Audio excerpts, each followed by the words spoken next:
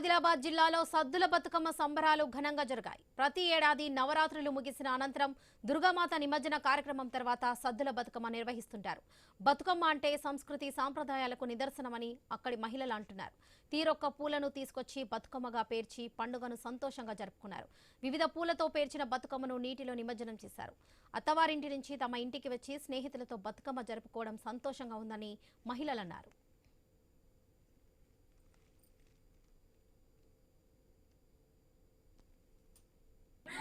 బతుకమ్మ సంబరాలు అంటే ఆషామాషిగా ఏదో చేసుకుందాం అన్నట్టు కాకుండా ప్రతి ఒక్క పువ్వు కోసం కానీ ఆకుల కోసం కానీ అందరము కలిసికట్టుగా అందరం కలిసి వెళ్ళేసి అన్నీ తెంపుకొని తీసుకొచ్చి ఒకలాగా ఎవరిదో ఒక్కొక్క కాంపిటీషన్ చేసుకుంటూ పెద్ద పెద్ద బతుకమ్మలు చేస్తూ ఇక్కడ పెట్టేసి ఆడడము తినడము ఎంజాయ్ చేయడం కానీ ఇదంతా ఒక కల్చర్ విత్ ఎంజాయ్మెంట్ అంటూ అంతా ఒక కలిసికట్టుగా చేసుకొని మేము ఎంజాయ్ చేస్తూ ఉంటాం ఎవ్రీ ఇయర్. బతుకమ్మ పువ్వులు అంటే అందరూ అనుకునేది ఒక రోజ్ పువ్వు చామంతియో, కానీ దాని వెనుక ఉన్న తంగేడు గునుగు అలాంటి పువ్వులు మాకు ఇంతవరకు తెలియదు. కానీ ఈ మధ్య ఇంకా దాని గురించి దాని స్పీషీస్ ఇంకా వెరైటీ ఆఫ్ స్పీషీస్ ఉంటాయి.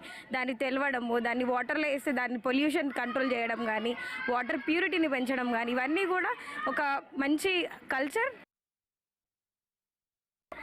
బతుకమ్మ సంబరాలు ఎవ్రీ ఇయర్ ఇలాగా హ్యాపీగా చాలా సంబరంగా జరుపుకుంటాము. యాక్చువల్గా ఇది మా అమ్మ వాళ్ళ ఊరు.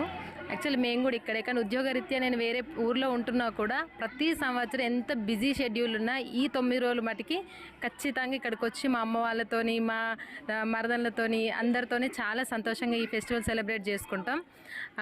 యాక్చువల్గా పూలతోని దేవుణ్ణి పూజిస్తాం, కానీ ఈ పండగకి మటుకి పూలన్నీ కలిపి ఒక్కటే అమ్మవారిగా చేసుకొని అమ్మవారి రూపంగా మన బతుకమ్మ పండుగని సెలబ్రేట్ చేసుకుంటాం. ఆడవాళ్ళకి ఈ పండగ అంటే చాలా ఇష్టం. ఇదే కాదు ఇంకా చాలా సంబరంగా జరుపుకుంటాం ఈ 9 రోజుల పండుగను కూడా. మాది ఒకే కుటుంబంగా అందరం కలిసిమెలిసి అన్నదమ్ములం ఉంటాము. బతుకమ్మ పండుగలు సంబరాలు అన్నీ జరుపుకుంటాము. ఎంగిలి పూల బతుకమ్మ నుండి స్టార్ట్ అయ్యి రోజు అటుకుల బతుకమ్మ, అట్ల బతుకమ్మ, అన్ని రకాల బతుకమ్మలు నవరాత్రులు ఘనంగా జరుపుకుంటాం.